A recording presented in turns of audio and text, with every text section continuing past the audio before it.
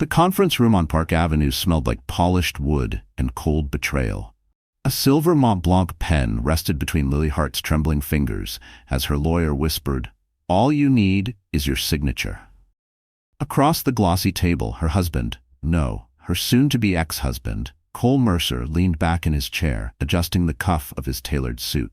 The Rolex on his wrist gleamed under the ceiling light, ticking louder than her heartbeat. He didn't look at her, not once. Outside, Manhattan was wrapped in mist, Fifth Avenue lights blurred by rain.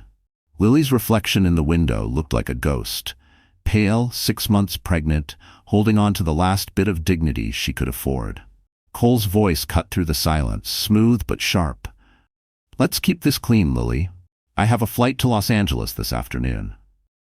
He didn't mention the reason. Everyone already knew. The tabloids had whispered about the model Sloane Rivers for months. Lily pressed the pen to the paper. Her signature bled into the white like a wound opening. A single tear dropped onto the ink, spreading into the word divorce. The sound of her lawyer gathering papers felt like nails in a coffin. Cole rose, sliding his iPhone into his pocket. "Take care of yourself," he said casually, the way someone might talk to a stranger at a cafe. She wanted to scream. Instead, she smiled.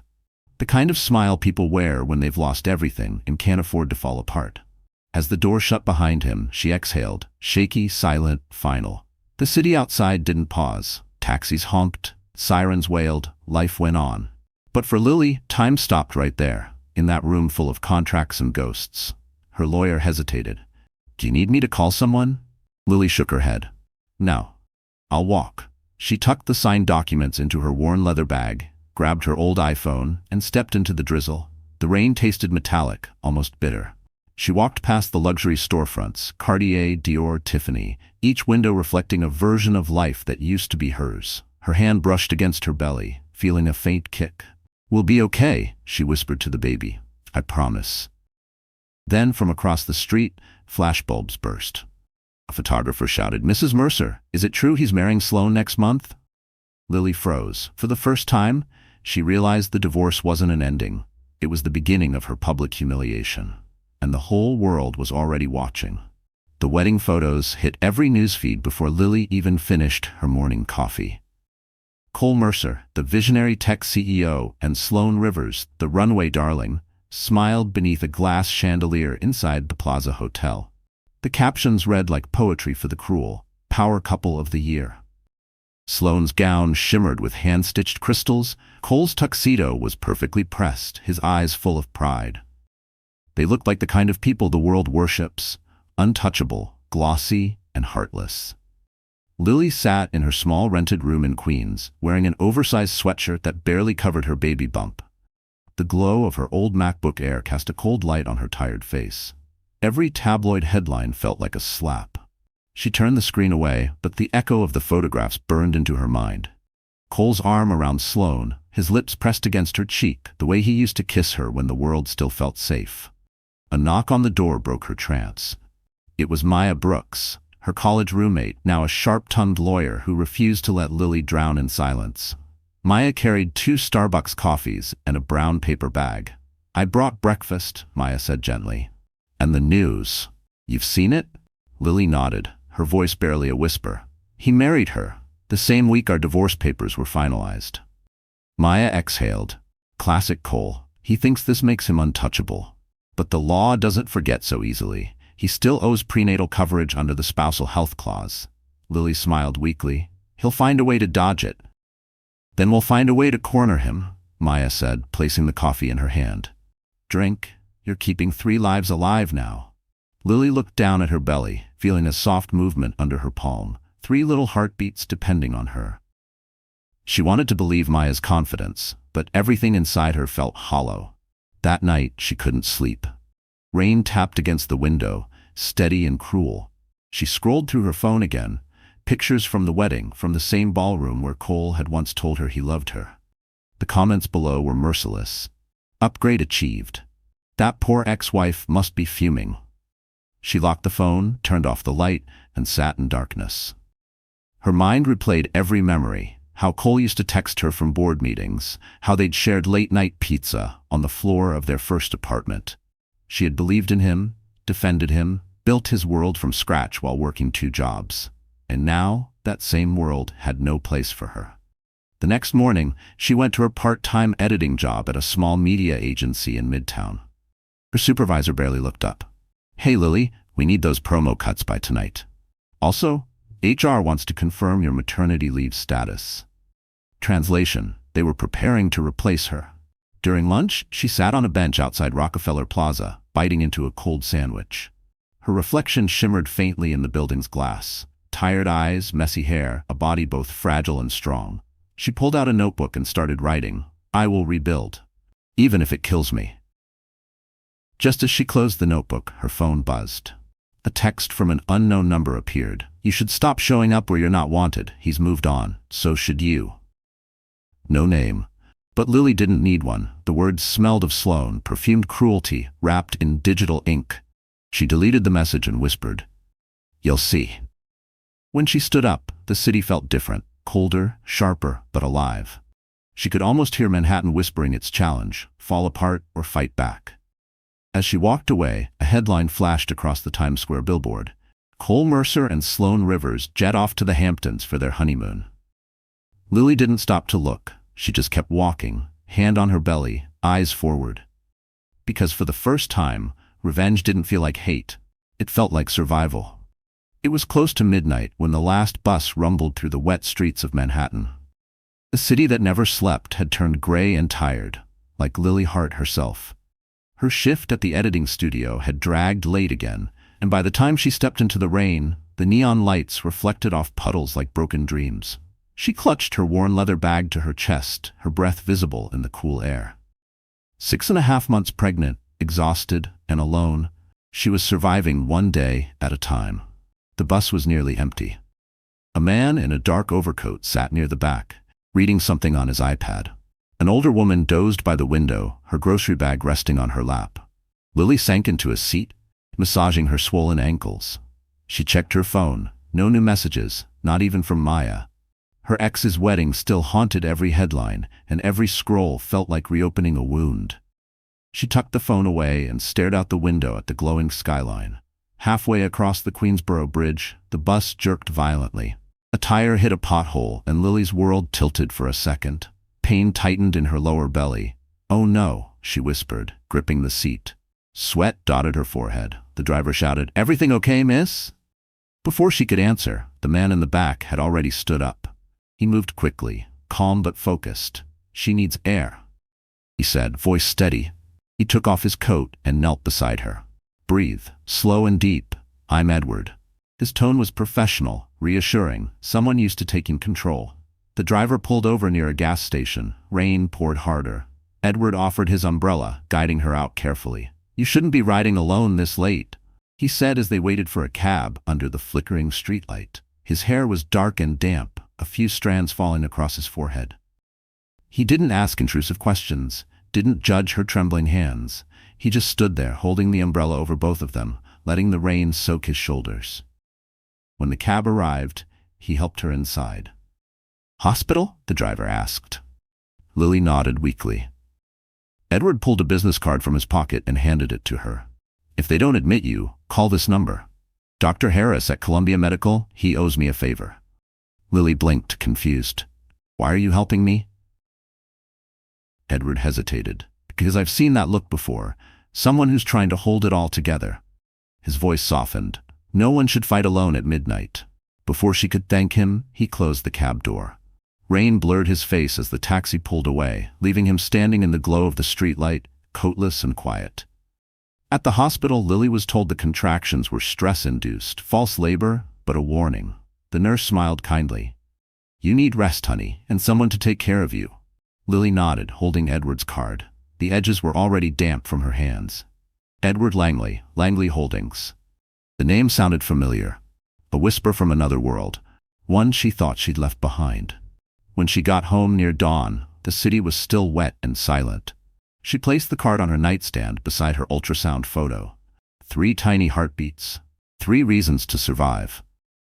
Before falling asleep, she opened her old laptop and Googled his name.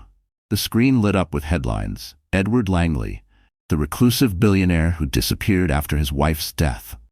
Lily stared at the photo, his face in a tuxedo, standing beside a woman who looked like she'd been carved from sunlight. Her stomach twisted. The man who had helped her tonight wasn't just kind. He was powerful, and fate had just tied her life to his without either of them knowing it yet. The next morning, gray light spilled through the blinds of Lily's tiny apartment. The rain had stopped, but the city still smelled like metal and gasoline. She sat at the kitchen table, sipping a cup of weak coffee from a chipped mug, staring at Edward Langley's business card. The name felt unreal, like something pulled out of a movie. She had met a billionaire on a broken-down night bus, and he had treated her with more kindness than her husband ever had. Still, she told herself not to think about it. People like him didn't belong in her world. By 10 o'clock, she was sitting in the waiting room of the community clinic in Queens. The fluorescent lights buzzed, the air smelled of antiseptic. She rubbed her belly gently, whispering, "Hang in there, my loves." The nurse finally called her name, and within minutes, Lily was lying on the exam table, eyes fixed on the monitor as the sonographer moved the cold gel across her skin. "Everything looks busy," the woman murmured with a faint smile. "Miss Hart, did anyone tell you you're carrying triplets?" The words hit her like thunder. "Triplets?" Lily's mouth went dry. "Yes, 3, the nurse said, adjusting the screen. 3 small heartbeats flickered like tiny stars. "You're going to need close monitoring and plenty of rest. This kind of pregnancy is high risk." Lily's pulse raced.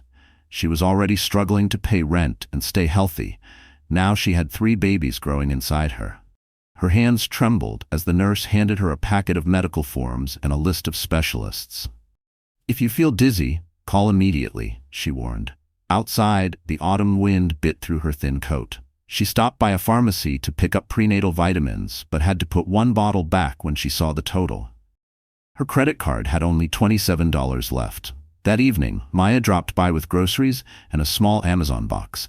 "Don't ask how I knew," she said, placing it on the table. "It's a used Kindle. Read something that doesn't break your heart." Lily smiled faintly.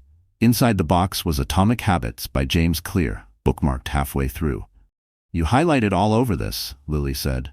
"Yeah," Maya replied. "I needed it after my last breakup. You'll need it more." They ate instant noodles together while the city buzzed beyond the windows. For a moment, Lily felt normal again. But later that night, a sharp pain gripped her abdomen. She gasped, spilling her tea. Maya jumped up. "Hospital now!" The emergency room smelled of bleach and fear. Lily was rushed into an exam bay, heart pounding.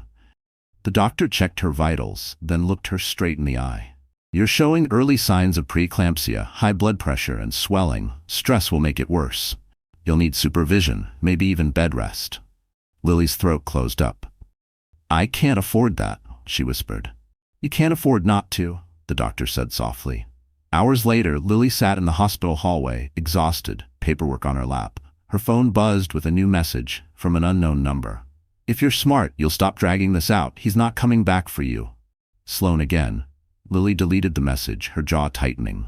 Then, a nurse approached with a clipboard.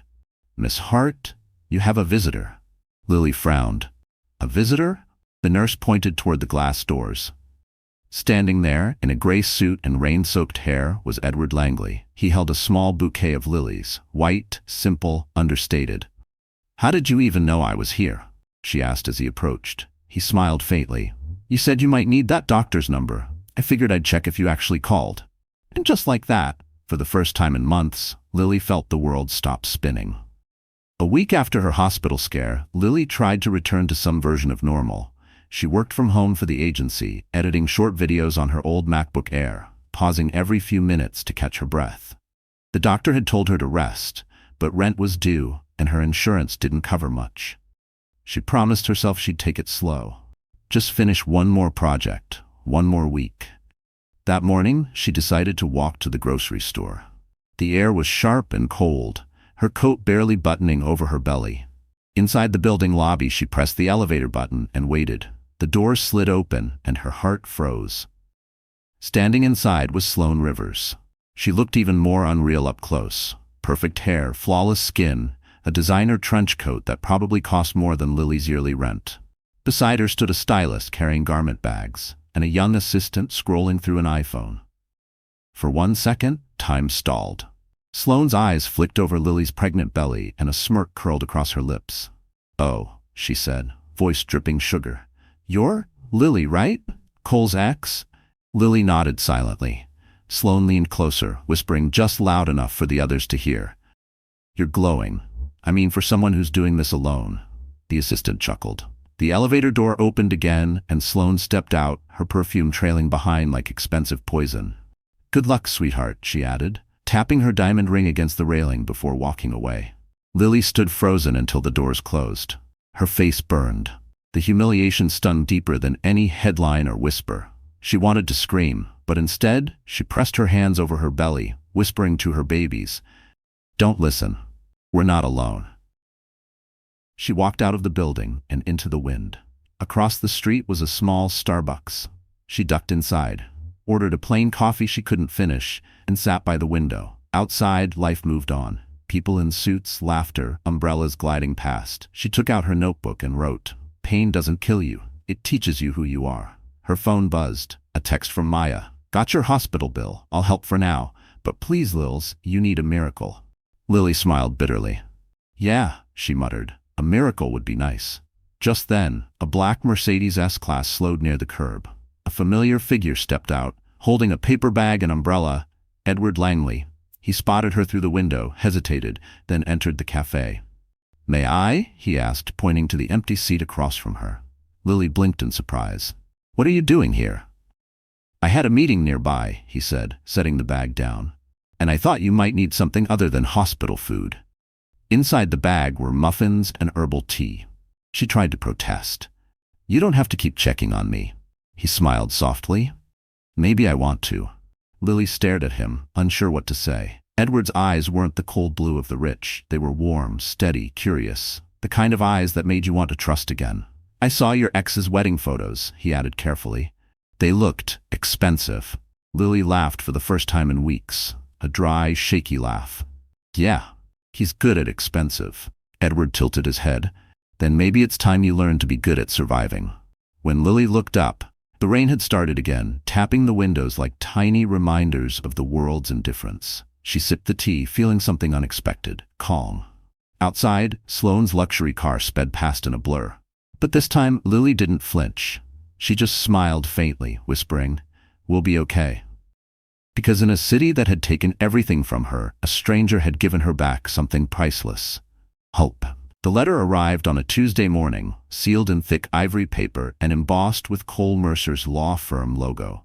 Lily stared at it for several minutes before tearing it open. The first line read like a command, "Non-disclosure and financial settlement agreement."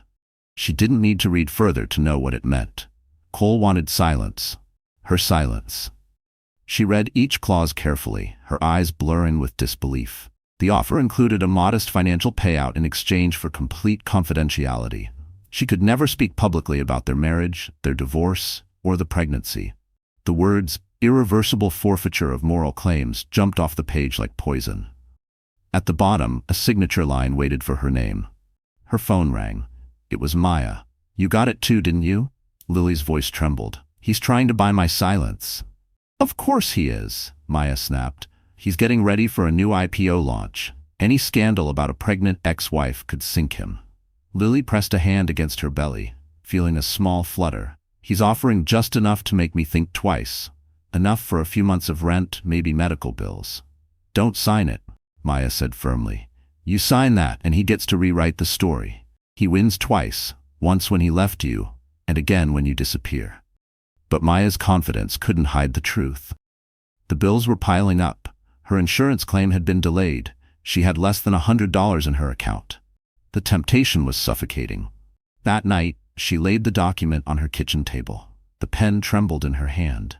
"Maybe it's easier this way," she whispered. "Just end it quietly." Then, as she looked at the line meant for her signature, her phone buzzed again, a message from an unknown number. "If you really cared about your babies, you'd stop embarrassing their father." Lily froze. The room tilted. She didn't need to guess who sent it. Sloane's tone was all over it. A mix of arrogance and insecurity, wrapped in fake sympathy. Something inside Lily snapped. She ripped the paper in half, then again, until the pieces fell like confetti on the floor. "He doesn't get to silence me," she said out loud. "Not this time." The next morning, she marched into Maya's office at a small firm downtown. Maya looked up, startled. "Tell me you didn't sign it." Lily dropped the shredded pages onto her desk. "I didn't. But I want to make sure he never tries this again." Maya smiled grimly. "That's my girl. We'll file for full medical coverage under spousal responsibility. The court will make him pay hospital expenses for all 3 babies. He'll hate every second of it." That afternoon, they mailed the documents to Cole's corporate attorney. Within hours, the phone rang again, this time a private number. "Lily," Cole's voice drawled, cold and condescending. "You really want to make this ugly?" She inhaled slowly. "You made it ugly the day you walked away. You think anyone will believe you?" he sneered. "You're a nobody living in Queens. I own this city. And maybe it's time the city saw who you really are." She hung up before he could answer. That night, Lily sat on her bed, surrounded by unpaid bills and empty notebooks. She felt terrified, but also something new, something sharp and alive: power. As the wind rattled the windows, she whispered to her unborn children, "They think I'm weak. They have no idea what a mother can do." Outside, thunder cracked across the skyline. For the first time, Lily didn't flinch. She looked out toward Manhattan's glowing towers and thought, "Let it begin." The night began with a strange stillness, the kind that makes you feel something's about to break. Lily woke at 2:47 a.m. to a dull ache in her lower belly. At first, she thought it was another round of false contractions. She'd been through dozens over the past week. But this time, the pain came sharper, rhythmic, and closer together. When she tried to stand, her knees buckled. A warm trickle ran down her leg. Her breath caught. No, not now," she whispered. "Please, not yet." Outside, rain tapped against the window, whispering in sync with her heartbeat. She reached for her phone and dialed 911, voice shaking. The dispatcher stayed calm. "Stay on the line, ma'am. Help is coming." But the contractions grew fiercer, her body trembling with each wave. She clutched the edge of the kitchen counter, whispering, "Please, babies, just hold on." The pounding at the door startled her. She dragged herself to open it and froze. Edward Langley stood there, drenched in rain, his eyes wide with alarm. "The nurse called me," he said quickly. "You weren't answering your phone. Let's go." He scooped her coat over her shoulders, half carrying her down the stairs. A black SUV waited outside, engine running. "Stay with me, Lily," he urged as she gasped through another contraction. His voice steadied her, even as pain split through her body. The city was eerily empty at that hour. Streetlights glowed against the slick pavement. Inside the car, Edward kept his hand on hers the whole drive. "You're going to be okay," he murmured. "I've got you." At Columbia Medical, nurses rushed to meet them. "Triplets," Edward told the doctor, his tone leaving no room for delay. Within minutes, Lily was wheeled into the operating room, her vision blurring from exhaustion and fear. The last thing she saw before the light swallowed her was Edward standing by the window, watching her disappear behind the double doors. Hours passed like seconds. When she woke, the world was silent. Then came a sound, 3 faint cries, delicate but real. Tears slipped down her cheeks before she even saw them. The nurse smiled. "They're small but strong. All 3 are breathing on their own." Lily's throat closed with gratitude. "Can I see them?" "Soon," the nurse said softly. "They're in the NICU for observation. You did beautifully." Edward appeared at her bedside, his shirt wrinkled, hair a mess, eyes bloodshot from hours without sleep. In his hands were 3 tiny knit caps, pink, blue, and yellow. "They're perfect," he whispered. Lily tried to smile. "How did you?" "I called Charlotte," he said. "She sent them. She's already organizing a care team for you." She blinked, confused. "Why would you do all this for me?" Edward hesitated, then said quietly, "Because sometimes life gives you a second chance when you least expect it. And I'm not the kind of man who ignores that." Her fingers brushed his. Something unspoken passed between them, gentle, electric, dangerous. Moments later, a nurse wheeled in 3 incubators. Lily stared through the glass at the tiniest faces she had ever seen. They looked fragile, like porcelain angels. Each one moved slightly, as if already fighting to stay in this world. "Hi, my loves," she whispered. "Mommy's here?" Edward stepped closer, watching her with quiet awe. "They're going to have your strength," he said. She shook her head. "No, they'll have their own, stronger than mine." As dawn bled across the Manhattan skyline, Lily finally let herself breathe. The pain, the loneliness, the humiliation, it had all led here, to this moment of fragile perfection. And as the sun rose, Edward's reflection appeared beside hers in the glass, their faces overlapping. Neither of them spoke, but they both knew. This wasn't just the end of one life, it was the beginning of another. The days after the birth blurred into a haze of antiseptic light and sleepless hours. Lily lived between the NICU and her hospital bed, watching 3 tiny miracles fight for every breath. Each baby had a bracelet with a name she'd whispered during labor: Noah, Grace, and Eli. They were so small she could cradle an entire hand in her palm. Every beep of the monitors reminded her how fragile life could be. Edward visited every day, never uninvited, always calm. He brought coffee, clean blankets, and silence, the good kind, the kind that made it easier to breathe. Nurses seemed to recognize him, whispering, "That's Langley," as he passed. But to Lily, he wasn't the billionaire from headlines. He was the man who held umbrellas, who didn't ask questions, who sat quietly when she cried. One afternoon, a social worker entered with a clipboard. "Miss Hart, we need to discuss post-discharge arrangements. Given your health and the baby's conditions, you'll need full-time assistance for at least 2 months." Lily's stomach twisted. Assistance meant money, money she didn't have. She tried to smile. "I'll manage. I'll work remotely." The woman frowned. "That won't be enough. You're recovering from surgery and raising 3 preemies. It's not safe." When she left, Lily stared out the window, watching snowflakes drift over the Manhattan skyline. She felt trapped between pride and desperation.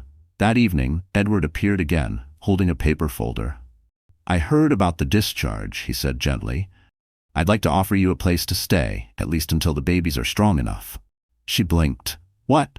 "There's a guest house in my family's property on the Upper East Side. Private, quiet, fully staffed. You'd have access to medical care around the clock." Lily frowned. "I can't accept charity." "It's not charity," he said, meeting her gaze. "It's logistics. The hospital's expensive, and I've already arranged a neonatal specialist for follow-up. You'd be safer there." "Why are you doing this?" she whispered. Edward hesitated. "Because I've been where you are. I watched someone I love fight for life while everyone else turned away. I couldn't save her, but maybe this time I can help someone else." His honesty disarmed her. Still, she couldn't shake the fear of dependency, the same trap she'd fallen into with Cole. "If I say yes," she said slowly, "I need rules, clear ones." Edward nodded. "Then we'll have rules." Together they outlined them that night in the hospital cafeteria. She would pay what she could, when she could. She would remain independent, responsible for her career decisions. No emotional obligations, no blurred lines. When they finished, Edward extended his hand. "Deal?" Lily shook it. "Deal." 2 days later, a black car picked her up from the hospital. The city shimmered under a blanket of snow as they drove toward the Upper East Side. The Langley estate appeared like something out of a dream, a gated townhouse with ivy-covered walls and warm light glowing through the windows. Charlotte Langley, Edward's sister, greeted her at the door. "Welcome," she said kindly. "We've prepared the nursery." Lily stepped inside and froze. 3 cribs stood side by side beneath a soft mobile, sunlight spilling across white curtains. A nurse adjusted bottles on a tray. It didn't feel like a stranger's house. It felt like safety. That night, after the babies finally slept, Lily stood at the window, looking down at the city she once thought had destroyed her. Now, it glittered again, distant but beautiful. She whispered, "Thank you." Not sure if she meant Edward, fate, or the quiet miracle of still standing. In another wing of the house, Edward sat by his study window, sipping black coffee. From across the snowy courtyard, he could see her silhouette in the nursery light. And though neither of them said it out loud, both knew something bigger had begun. It started with a single photograph, grainy, out of focus, but powerful enough to set the internet on fire. A man in a navy coat holding a tiny baby outside Columbia Medical. The headline read, "Mystery Billionaire Seen Leaving Hospital with Unknown Woman's Child." Within hours, gossip sites identified him as Edward Langley, the reclusive widower turned investment mogul. And the woman, though her face was half hidden by a scarf, was soon identified too. Lily Hart, ex-wife of tech CEO Cole Mercer. Lily found out the next morning when her phone exploded with messages. Maya called first. Don't check social media. Don't even open your phone. The vultures are circling. But it was too late. A flood of headlines filled her screen. From divorce papers to a billionaire's arms, Mercer's ex finds a new fortune. The photos made it look like Edward and Lily were a couple. The baby's theirs. One outlet even claimed they'd been secretly dating before her divorce. Her hands shook as she read the comments. Mocking, cruel, relentless. Guess she landed on her feet. Smart girl. Upgrade achieved. It was the same humiliation all over again, but this time on a global scale. Edward came to the guest house within the hour. His expression was calm, but the tension in his jaw betrayed his anger. I've already contacted my publicist, he said, setting his phone on the table. We'll issue a statement clarifying that you're under medical care through my foundation. I don't want pity, Lily snapped. I want them to stop. Edward's voice softened. They won't, not yet, but the truth will outlast the noise. Later that afternoon, Charlotte joined them, bringing a pot of tea and her quiet authority. We can't let this spiral, she said. We'll announce that the Langley Foundation is sponsoring neonatal care for single mothers. That reframes the story, makes you a cause, not a scandal. Lily frowned. You want to turn me into a press strategy? Charlotte met her gaze. I want to protect you, dear. And your children. Trust me, public sympathy is armor in this city. The statement went live that evening. The Langley Foundation confirms it is supporting Miss Sinead Lily Hart and her newborn triplets through its maternal health initiative. It was polished, professional, and completely true. Yet the truth didn't stop the whispers. It only redirected them. Cole Mercer saw the news from his office overlooking Central Park. His assistant froze when he slammed his phone on the desk. She's playing the victim, he growled. And Langley's helping her. Get my PR team. We're not letting her ruin my image before the IPO. Sloane, lounging nearby in a white silk robe, smirked. Maybe she's better at this than you thought. Don't push me, Sloane. Oh, darling, she said sweetly, sipping champagne. I don't have to. Back at the Langley townhouse, Lily tried to feed the babies, her hands trembling. The nurse turned on soft music to calm them. Edward stood in the doorway, silent, his expression unreadable. I didn't want this, Lily murmured. I didn't want to be in the spotlight again. He stepped closer. You didn't ask for any of it, but you can choose what happens next. Lily looked up, meeting his eyes. And what if I fail again? Edward smiled faintly. Then you'll fail forward. That night, she sat by the window after everyone had gone to bed, scrolling through another article, this one from the Wall Street Journal. Langley Foundation's new program earns praise for supporting single mothers. For the first time, the comments below weren't cruel. Someone had written, whoever she is, she must be strong. Lily closed her eyes, a tear slipping down her cheek. For the first time, the world was talking about her strength, not her shame.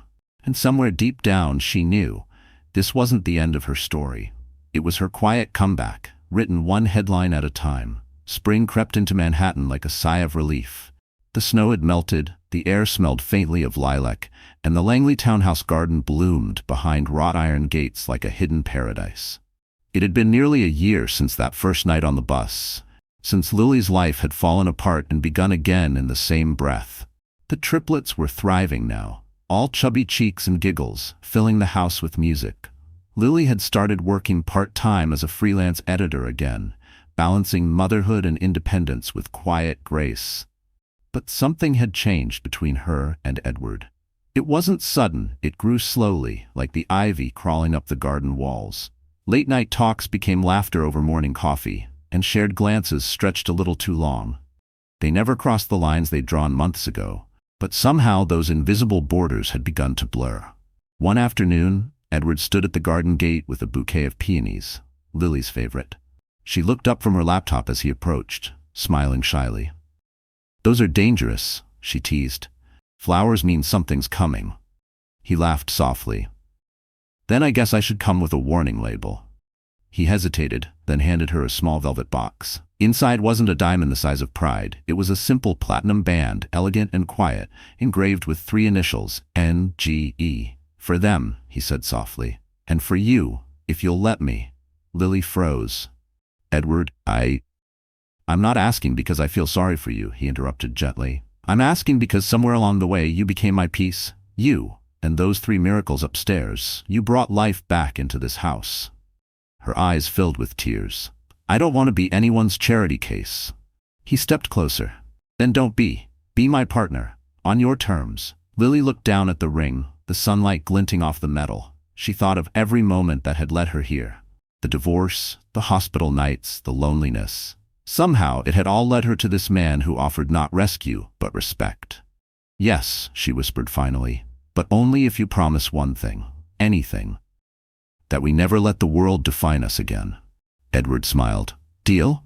They married the following weekend, in the very garden where he'd asked. Only 5 people attended: Charlotte, Maya, the housekeeper who had become like family, and of course, the 3 babies in tiny white outfits. The ceremony was short but beautiful. No photographers, no press, no grandeur. Just truth. Charlotte read a small blessing from an old Langley family book.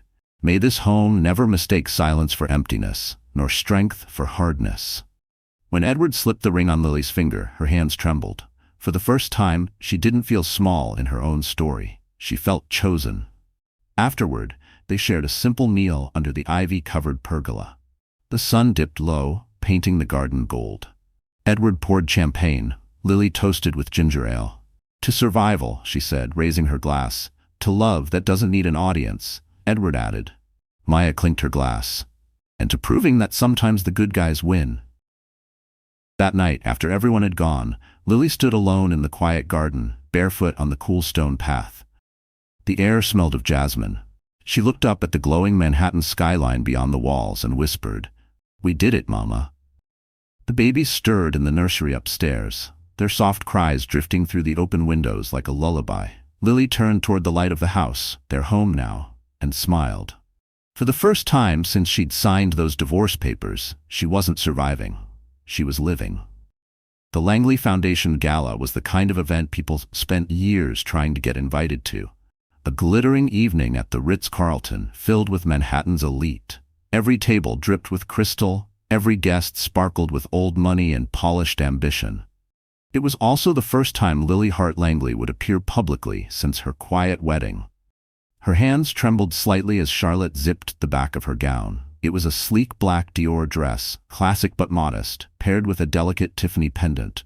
"You look radiant," Charlotte said, adjusting the clasp. "Elegant, unapologetic, exactly what we need tonight."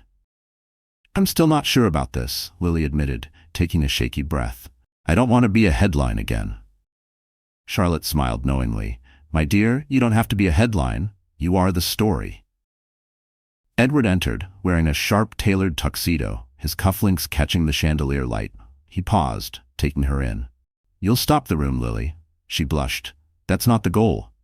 "Maybe not," he said softly, "but it will happen anyway." When they arrived at the gala, the air hummed with murmurs. Cameras flashed, but the Langley security team kept a respectful distance. As they stepped into the ballroom, conversations softened. Lily could feel the stares, the curiosity. Some saw a scandal reborn, others saw resilience. Edward guided her to their table. "Ignore the noise," he whispered. "You've already survived worse." Across the room, Sloane Rivers stood near the champagne tower, her silver gown shimmering like armor. Her career had taken a hit after several failed campaigns, but she still knew how to command attention. When her gaze met Lily's, her smile was all venom. "Well, if it isn't Mrs. Langley," Sloane said when she finally approached, voice dripping with false sweetness. "Quite the comeback. I must say, Edward, you have a type. Brave, broken women with big eyes." Lily's heart thudded, but she stayed calm. "You're right, Sloane," she said evenly. "It takes bravery to start over. You should try it sometime." Charlotte's eyes gleamed with pride from across the room. Sloane blinked, taken aback. Before she could reply, a waiter passed by and Lily turned gracefully away. Minutes later, the host called Edward to the stage to present the evening's main award for humanitarian excellence. He took the mic and smiled at the audience. "This year," he began, "I've been reminded that strength doesn't always roar. Sometimes it whispers, through compassion, through courage, through rebuilding after the world writes you off." He turned slightly, meeting Lily's gaze. "And tonight, I dedicate this moment to those who prove that dignity and grace are louder than scandal." The audience applauded, and though his words were meant for the crowd, everyone knew who they were truly for. At the press table, a reporter whispered, "She's actually impressive, not what the tabloids said." When the event ended, Lily stepped out onto the balcony overlooking Central Park. The city glittered below, endless and alive. Edward joined her, slipping a shawl over her shoulders. "Do you regret it?" he asked quietly. She shook her head. "For the first time, I don't regret a single scar. They're the proof I made it." He smiled. "You've become the calm in your own storm." From below, photographers caught one final shot. Lily and Edward standing against the Manhattan skyline, her head resting on his shoulder, city lights framing them like stars. By morning, the photo would spread everywhere. But this time, the captions were different. "From scandal to strength, the heart of Manhattan's new power couple." For the first time, the world wasn't laughing at her. They were applauding. The morning after the gala, the headlines were kind, almost reverent. Lily Hart Langley, Grace under fire. For once, the internet wasn't mocking her. It was celebrating her. But victories in Lily's life never came without a shadow. That shadow arrived 3 days later in the form of a thick envelope, delivered by courier to the Langley townhouse. Edward found her in the nursery, humming softly as she rocked Grace to sleep. "This came for you," he said, holding the envelope with a frown. The letterhead made her stomach twist. Mercer and Finch, attorneys at law. She opened it, and the color drained from her face. It was a petition. Cole Mercer was filing for partial custody of the triplets. For a moment, Lily couldn't breathe. The paper trembled in her hand. "He's doing this to hurt me," she whispered. "He never even saw them once." Edward's jaw tightened. He's not going to win. But Lily knew Cole's power. His lawyers, his money, his hunger to control the narrative. He'd use the system the way he always had, like a weapon. By noon, Maya was at the house, her laptop open, papers spread across the dining table. "It's a stunt," she said. "He's trying to stir public doubt before his company's IPO next quarter.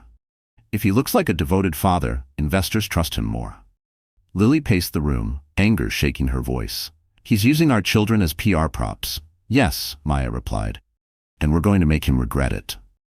They began building their case. Hospital records, Cole's absence, financial neglect, even text messages that proved he'd refused support. Edward offered the Langley legal team, but Lily refused. "No," she said firmly. "If we fight him, we do it as me, not as your wife. I won't let him twist this into another rich versus poor circus." The first hearing was held in a quiet Manhattan courtroom. Cole arrived with his lawyers and Sloan, dressed in designer gray and feigned humility. He looked smug, charming, exactly the man he wanted the cameras outside to see. When Lily took the stand, he smirked slightly, like a man watching a movie he thought he'd already seen. But when Maya began presenting evidence, his confidence cracked. She displayed emails showing Cole's complete lack of contact during Lily's pregnancy, proof of unpaid medical bills, and most damning of all, a voicemail he'd left in anger months ago. "You think those kids will change anything? They're your problem, not mine." The courtroom went silent. Cole's attorney objected, but the damage was done. Lily's hands shook, but her voice remained steady. "He wasn't there when they were born. He didn't know their names. And now, after the world starts to respect me again, he remembers he's a father? No, Your Honor. He remembers he has an image." The judge looked at her over his glasses, expression unreadable. "Mr. Mercer, it appears your petition lacks merit. The court will maintain custody with the mother, with limited supervised visitation pending review." Cole's face reddened. Sloan leaned toward him, whispering furiously, "You promised this would work." Outside the courthouse, reporters swarmed. Flashbulbs blinded Lily as Maya led her through the crowd. Someone shouted, "Mrs. Langley, are you keeping the children from their father?" Lily stopped, turned, and met the cameras head-on. "I'm protecting them from what their father became." That clip would replay for days across every network. It was the sound of a woman refusing to be a victim anymore. Back in the car, Edward reached over and took her hand. "You were extraordinary in there," he said softly. She smiled faintly, exhaustion pulling at her eyes. "No, I was just tired of losing." As they drove away, Cole watched from the courthouse steps, fury simmering behind his polished mask. Sloan slipped her arm through his, but he barely noticed, because for the first time he realized something chilling. The woman he once left behind wasn't broken anymore. She was dangerous. 2 months after the custody hearing, the world seemed to have finally stopped spinning against her. Lily was rebuilding her life, one small victory at a time. The triplets were growing. Noah laughed first, Grace learned to grab her mother's hair, and Eli had a cry loud enough to wake the city. The Langley townhouse no longer felt like borrowed space. It felt like home. She spent her mornings editing short documentaries for a local studio, working from her favorite corner near the window. Edward often passed by, coffee in hand, pretending he wasn't checking on her. Their love was steady now, quiet but rooted, like something earned through storms, not built on illusions. One afternoon, while Lily fed the babies, Charlotte entered with a letter embossed with gold. "This came for you," she said, "an invitation from the Fifth Avenue Gallery." Lily frowned, wiping formula from her sleeve. "A gallery? I'm not exactly art world material," Charlotte smiled. "It's not about art. They're hosting a charity exhibit, Mothers of Resilience, photographs and short films about women who rebuilt their lives. They want to feature you." Lily froze. "Me? Why?" "Because your story reached them," Charlotte said softly. "Someone from the Journal sent them that clip from the courthouse. The one where you said you were protecting your children from what their father became. It went viral." Lily set down the bottle, her heart pounding. "I didn't do that for attention." "I know," Charlotte replied. "That's why people believe you." A week later, the exhibit opened with champagne glasses and camera flashes. The gallery smelled of lilies and new paint. Large photographs of women lined the walls: doctors, soldiers, survivors. In the center of the room stood a single framed photo of Lily holding her triplets, taken candidly by Charlotte one morning. The caption read, "Strength isn't inherited, it's rebuilt." Lily stood quietly at the edge of the crowd, uncomfortable under the attention. Edward approached in a tailored navy suit, proud but understated. "You belong here," he said gently. "Doesn't feel like it," she admitted. "I'm just a mom who survived bad luck," he smiled. "No, you're a story people needed to believe in." The evening unfolded beautifully until a familiar voice sliced through the soft music. "Well, if this isn't poetic." Lily turned to see Sloane Rivers gliding toward her in a backless silver dress, the same brand that once sponsored her failed campaign. "You look different," Sloane said, feigning kindness. "Success suits you." "Sloane," Lily said calmly, "you're at a charity event for mothers. Try not to turn it into a runway." Sloane's smile tightened. "You really think this new image will erase your past? You and I both know the press loves a good fall from grace." Before Lily could respond, a soft click echoed nearby. Reporters had turned their cameras toward the confrontation. Edward stepped forward instantly, his presence commanding the room. "Is there a problem here?" Sloane's bravado faltered. "Just congratulating your wife." "Good," Edward said coolly. "Then consider it done." The tension broke, but the damage lingered. That night, Lily scrolled through her phone, reading new headlines. Mercer's ex and his wife's rival face off on Fifth Avenue. The cycle was starting again. But this time, something inside her had changed. Instead of panic, she felt clarity. She called Ben Walker, her old mentor in television. "Ben," she said, "I want to make something. Not about me, about all the women who were silenced, shamed, or underestimated. A real documentary, honest and raw." Ben's voice smiled through the phone. "You finally ready to tell your own story?" "No," she said firmly. "I'm ready to tell ours." When she hung up, she felt lighter. For the first time, she wasn't running from the headlines. She was rewriting them. And somewhere in a penthouse overlooking the city, Cole Mercer watched the same story trending, his ex-wife's face glowing on every screen. He poured himself another drink, his reflection warping in the glass. Because for the first time, it wasn't her reputation burning, it was his. The morning after the gallery event, Manhattan buzzed with new rumors. Lily's photo from the exhibit had gone viral again, this time shared by business magazines praising her as a symbol of integrity. That single image made her more visible than ever. But visibility in a city built on power always came with danger. At Langley Holdings' glass tower on Park Avenue, Edward sat in a tense board meeting. The discussion was about a major acquisition deal, a series of high-profile properties led by a firm linked to Cole Mercer Enterprises. Edward's instincts prickled. He didn't trust coincidences, especially when they came wearing expensive suits. Charlotte leaned over to whisper, "Cole's people have been sniffing around our investors, He's trying to attach himself to this deal to rebuild his reputation. Edward nodded grimly. Then we need to cut him out before he poisons the room. Across the table, the lead negotiator projected a file onto the screen. Preliminary funding shows positive numbers, he said. Cole Mercer's tech subsidiary, Ardent Solutions, is offering infrastructure support for Phase 2. Their PR team claims it'll be good for public image. Clean, sustainable redevelopment. Edward's voice sliced through the buzz. Public image is cheap. I want due diligence. By noon, a report landed on his desk, pages of red flags hidden behind layers of shell companies. Cole's fingerprints were everywhere. Fake valuations, insider loans, and a suspicious offshore fund. It wasn't a business partnership. It was a trap. Edward called Maya immediately. I need you and Lily to come to the office, he said. You both need to see this. When Lily arrived, the city skyline gleamed behind the glass walls. Edward laid out the documents. He's using the Langley name to launder his debt, he explained. If this goes public, it won't just hurt me. It'll drag your name through the mud again. Lily's face went pale. He planned this. The gallery, the charity, everything. It was bait. Maya scanned the pages, eyes narrowing. Cole always plays 2 games at once. He must have leaked the Fifth Avenue confrontation to set the stage. He wanted to paint you as unstable before this deal collapsed. That way, when the media comes for blood, it'll spill on you and Edward both. Lily gripped the edge of the desk. Not this time. We'll hit first. Maya smirked. Exactly what I was thinking. They spent hours building their counterattack. A coordinated press release, financial audits, and a quiet leak to a trusted journalist. The evidence of Cole's fraud would appear as if it came from within his own company. That evening, Edward attended the final investor dinner at the River Cafe, overlooking the Brooklyn Bridge. The restaurant shimmered with chandeliers and whispers of old money. Cole was already there, all charm and confidence, sipping whiskey beside potential investors. Edward, he said with a smile too smooth to trust, I was hoping we'd cross paths. I hear your wife's quite the star lately. Edward's expression didn't change.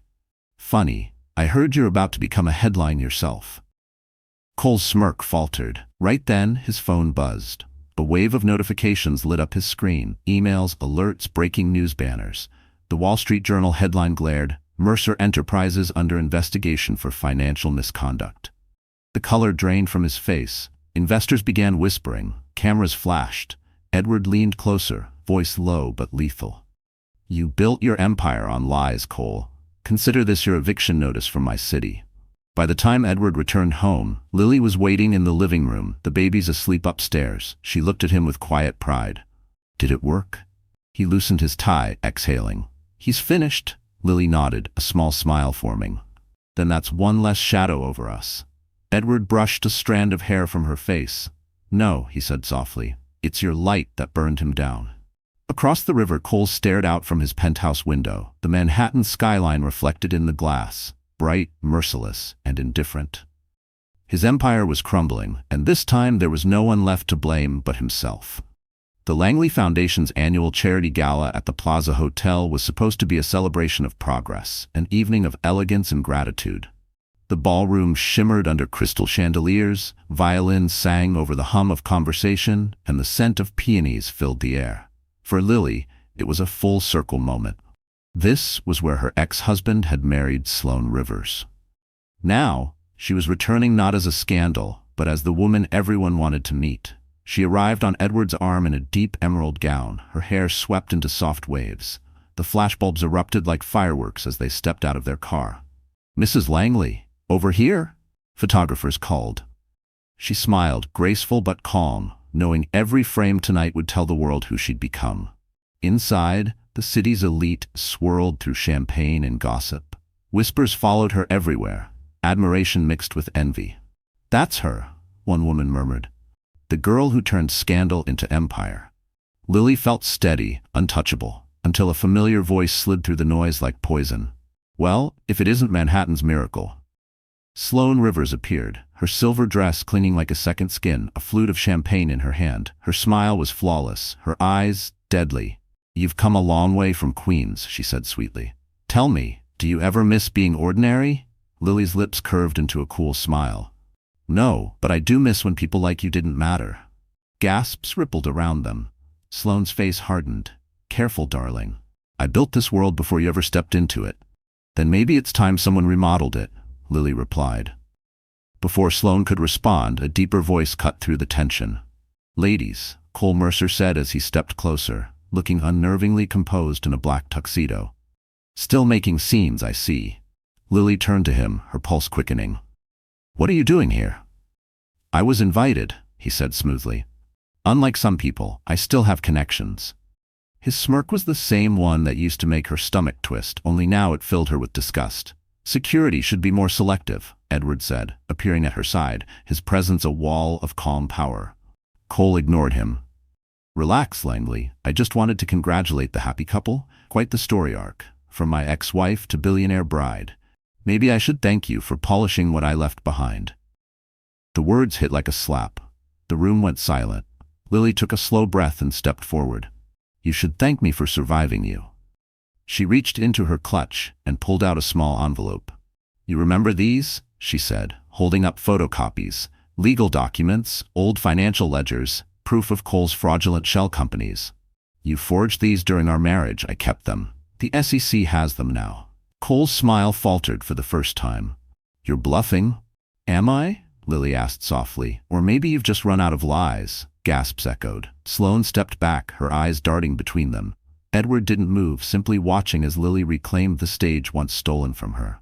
Cole's mask cracked. You'll regret this, he hissed. Lily met his glare with calm fire. No, Cole. I already did. Now it's your turn. He started to speak, but Sloane suddenly turned to the crowd, voice trembling. He told me those accounts were clean. I didn't know. The photographers pounced. The flashbulbs went off again, brighter, harsher. Within seconds, the man who once held Manhattan's loyalty was cornered, caught between the woman he'd betrayed and the one who'd finally exposed him. Lily turned to Edward, her hand steady in his. Let's go home.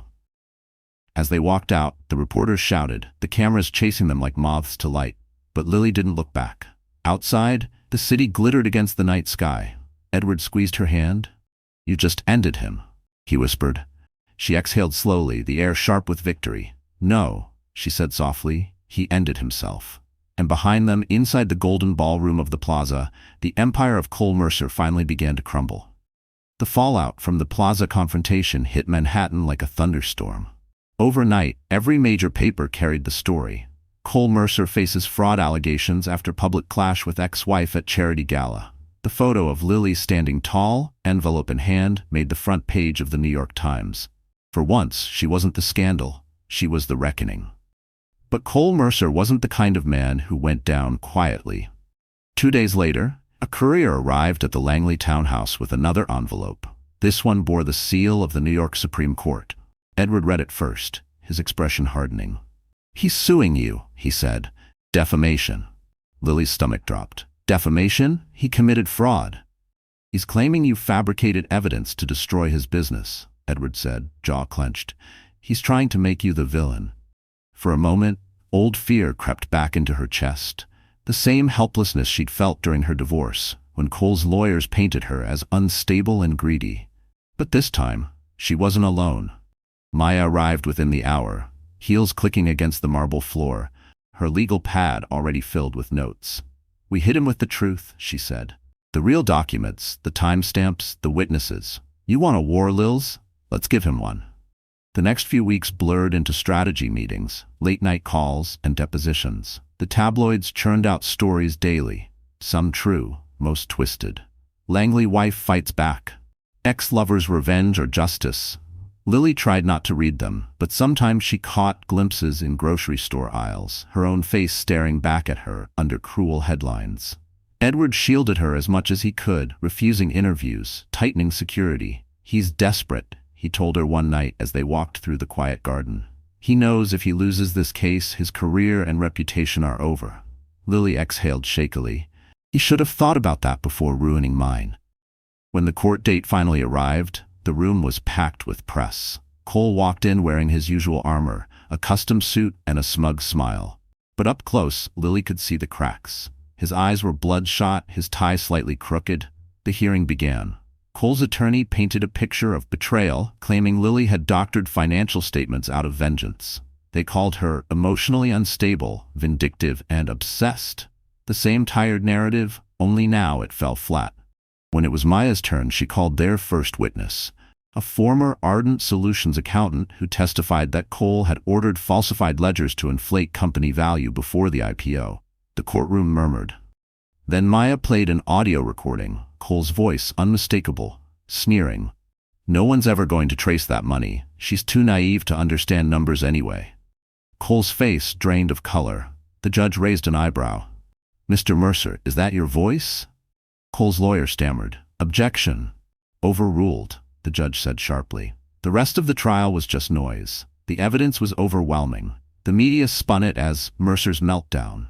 Investors began withdrawing. Sloan vanished from the courtroom halfway through, her phone buzzing with messages from brands cutting ties. When the ruling came, it was swift. Cole Mercer's defamation claim was dismissed with prejudice. The judge ordered him to pay legal fees and issue a formal apology within 7 days. Outside the courthouse, reporters swarmed Lily again. One shouted, "Mrs. Langley, do you feel vindicated?" Lily paused at the top of the courthouse steps. "I don't need vindication," she said. "I just needed the truth." Her words aired live on every major network. Even the anchors went quiet for a moment. Later that evening, as the city glowed beneath their window, Edward poured her a glass of wine. "It's over," he said. Lily looked at him, her voice soft but steady. "No, it's not. He'll apologize, but not because he's sorry, because the world finally made him." A week later, the Wall Street Journal published a half-page statement from Cole Mercer. "I apologize to Lily Hart Langley for my false claims and past conduct. She acted with integrity. I did not."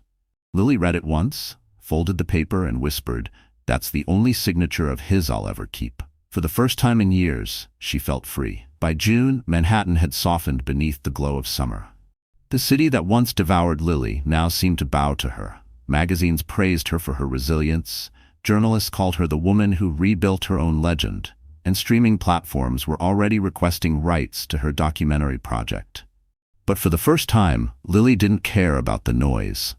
She wanted peace. Edward noticed before she said a word. "We're leaving the city," he told her one morning at breakfast, sliding a folded note across the table. "A week in the Hamptons. No press, no meetings, just you, me, and the kids." Lily smiled softly. "Do billionaires actually take vacations?" "Only when someone reminds them to," he said, kissing her hand. The Langley family's beach house sat on a quiet stretch of East Hampton, surrounded by dunes and white roses. The air smelled like salt and sunlight. The ocean stretched endlessly beyond the horizon, whispering secrets the city would never understand. The first night there, Lily stood barefoot in the sand, watching the triplets toddle along the shore, their laughter swallowed by the wind. Edward grilled on the patio, sleeves rolled up, the firelight painting his face gold. For the first time in years, she didn't feel watched, judged, or hunted. She felt human again. Over dinner, they spoke about small things. Eli's fascination with seashells, Grace's stubbornness, Noah's obsession with birds. It was simple and ordinary, yet to Lily, it felt like magic. When the babies were asleep, Edward opened a bottle of red wine and poured 2 glasses. They sat on the deck, the sound of waves lapping against the pilings. "You know," he said quietly, "when I first met you, I thought you were made of glass. Fragile but beautiful." Lily raised an eyebrow. "That's not exactly a compliment," he smiled. "I was wrong. You're steel wrapped in silk. You bend, but you never break." She laughed softly, shaking her head. "I had no choice. If I broke, they would have drowned me." Edward's gaze lingered on her. "You're not fighting anymore, Lily. You're building." For a moment, silence stretched between them, comfortable, warm. The moonlight danced across the water, reflecting like scattered diamonds. The next morning, she woke early and brewed coffee while the house slept. She stepped outside with her mug, the ocean breeze brushing her hair. From her phone, a notification buzzed. An email from the New York Times. "We'd like to feature you in our Women Who Redefined Success series." Lily smiled faintly but didn't reply. She deleted the email and instead took a picture of the sunrise to send to Maya. The caption read, "Finally breathing." Later that day, Ben Walker, her old mentor, called from Los Angeles. "Lily, I saw the news. The documentary pitch. Netflix wants it. They want you as executive producer." Her hand froze midair. "Me? Not just consultant? No, you. It's your story now. You own it. When she hung up, tears welled in her eyes. She turned toward the water where Edward played with the children, splashing and laughing. She realized that success didn't feel like applause or headlines. It felt like this: salt on her lips, laughter in the air, and peace she hadn't known she was searching for.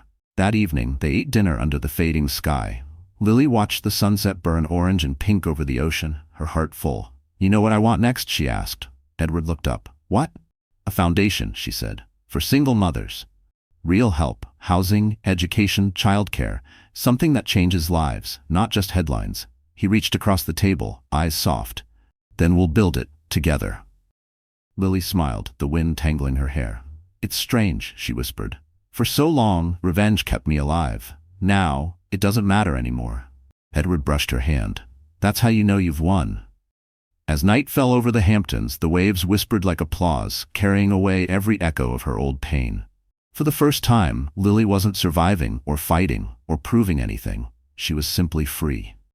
September brought crisp air and a sense of change. Manhattan glittered under its autumn lights, but this time, Lily wasn't returning to chase survival. She was returning to lead. Her documentary, The Mothers Who Stayed, was premiering at the Metropolitan Cultural Center. It told stories of women who refused to break, narrated not by actors, but by the survivors themselves. For the first time, Lily wasn't the subject of a story. She was the storyteller. The red carpet outside buzzed with cameras, though this time the flashes felt different. They weren't hunting scandal, they were celebrating strength. Edward adjusted her shawl before they stepped out of the car. "You ready?" he asked softly. Lily smiled. "I've been ready my whole life. I just didn't know it." Inside, the crowd was a blend of elegance and emotion. Critics, journalists, activists, everyone wanted to see the woman who'd turned heartbreak into purpose. The theater lights dimmed, and the first scene flickered onto the giant screen. A montage of single mothers rocking babies, clocking in at late-night jobs, reading bedtime stories under flickering lamps. Then came Lily's voiceover. "They told us we were broken, but broken things don't vanish, they rebuild stronger." The audience was silent. Some wiped tears. When the credits rolled, the room erupted into a standing ovation. Cameras flashed. Lily's eyes glistened as she held Edward's hand. "You did it," he whispered. But not everyone was clapping for her. At the back of the hall, half hidden behind the curtains, stood Cole Mercer. His face looked older, the sharp arrogance replaced by exhaustion. The scandal, the lawsuits, the frozen assets, everything had caught up with him. Sloane had sold her tell-all interview months ago, leaving him publicly humiliated. He was a man stripped bare. When the crowd cleared, Lily found him waiting near the exit, his hands shoved deep into his coat pockets. "You shouldn't be here," she said quietly. "I know," he admitted. "But I needed to see what you became. I became what you tried to destroy." He nodded, shame flickering across his face. "I deserved that. For what it's worth, I saw your film. It's beautiful." Lily's throat tightened. "You saw it?" "Yeah," he said softly. "You showed what I never understood. Real strength doesn't need a spotlight." He hesitated, eyes downcast. "They offered me a settlement if I turned over evidence on the board members who helped me cover up the fraud. I did it. I'm testifying tomorrow. I'll lose everything, but maybe it's time I did." For the first time, she believed him. Not because he sounded sorry, but because he looked human again, fragile, small, real. "Good," she said quietly. "You can't undo the past, Cole, but you can stop repeating it." He smiled sadly. "And you found something I never had, peace." She took a breath, steady and calm. "I found myself. That was enough." Before he left, Cole handed her a small envelope. "It's for the kids, college fund. No names, no headlines. Just don't tell them where it came from." Lily hesitated, then accepted it. Not for him, but for the children who'd never know the chaos their father caused. "Goodbye, Cole." "Goodbye, Lily," he said, and for once there was no venom, no bitterness, only silence. That night at the post-premiere gala, journalists surrounded Lily again. "Mrs. Langley, what message do you want your film to send?" one asked. She looked into the camera, her voice steady. "That women don't need saving. They need to be seen." Applause rippled through the room. Edward watched her from across the hall, pride softening his features. Outside, the Manhattan skyline shimmered against the night sky. Somewhere in the distance, a police cruiser drove past, The world kept moving, restless as ever. But inside Lily's heart, there was only stillness. For the first time in her life, justice didn't taste like revenge. It tasted like peace. Winter returned to Manhattan softly that year, covering the city in quiet snow instead of chaos. The Langley townhouse on the Upper East Side glowed with warm light, laughter echoing through its halls. 3 toddlers, Noah, Grace, and Eli, raced across the polished floors, leaving trails of toy cars and giggles in their wake. Lily stood by the window, coffee in hand, watching them tumble onto a pile of pillows beside the fireplace. It was their 3rd birthday. The living room had been transformed into a small wonderland. Pale blue balloons, ribbons, and a cake shaped like 3 tiny crowns. Nothing extravagant, nothing headline-worthy, just family, laughter, and peace. Charlotte entered carrying gift bags. "They're spoiled already," she said, setting them down with a mock groan. Lily smiled. "They deserve to be. They were born fighting." From the kitchen, Edward's voice floated through. So was their mother. Lily turned, warmth filling her chest. He was wearing an apron dusted with flour, holding a tray of homemade cookies. "You're supposed to be a billionaire," she teased, "not a baker." He grinned. "Even billionaires have to earn their keep." Maya arrived next, holding a wrapped gift and a grin. "Look at this empire you built, Lils. Triplets, a husband who cooks, and peace that actually lasts. Miracles do exist." Lily laughed, hugging her. Miracles, or consequences that finally ran their course. They shared a quiet look, remembering everything it had taken to get here. The courtrooms, the heartbreak, the rebirth. Outside, snow drifted down over the city that once buried her but had now become hers again. Later that evening, when guests had gone and the children slept, Lily and Edward sat by the fire. He handed her a small box wrapped in white ribbon. "Another gift?" she asked. "You already gave me everything I could ever want."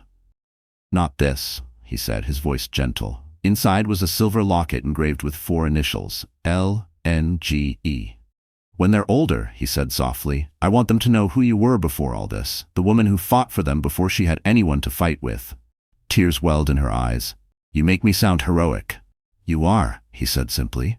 They sat in silence for a moment, the fire crackling. Lily traced the locket's engraving with her thumb. "Do you ever think about what would have happened if that night bus never broke down?" Edward smiled. "Then I'd still be a man who thought kindness was just a word. And you'd still be walking through the rain, convincing yourself you were alone." She leaned against him, closing her eyes. "Funny how pain always leads you where you're meant to go." He kissed her forehead. "That's the thing about survival. It's just the beginning." As the firelight danced, Lily felt something she hadn't felt in years, complete stillness. She wasn't waiting for the next disaster or revenge. She was living in peace she'd built with her own hands.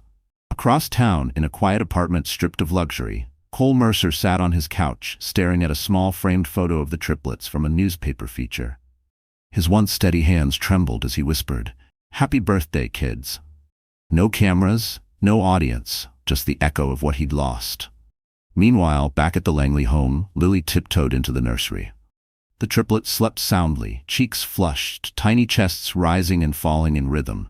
She brushed a curl from Grace's forehead and whispered, "You're safe now. You're home." She lingered for a moment, then turned off the light. Downstairs, Edward waited by the window. Outside, the Manhattan skyline shimmered beneath the falling snow. He wrapped his arm around her waist as she joined him. "Everything okay?" he asked. She smiled softly. "More than okay." And as the snow fell over the city that had once broken her, Lily Hart Langley finally understood what it meant to win, not by revenge, but by peace, love, and legacy.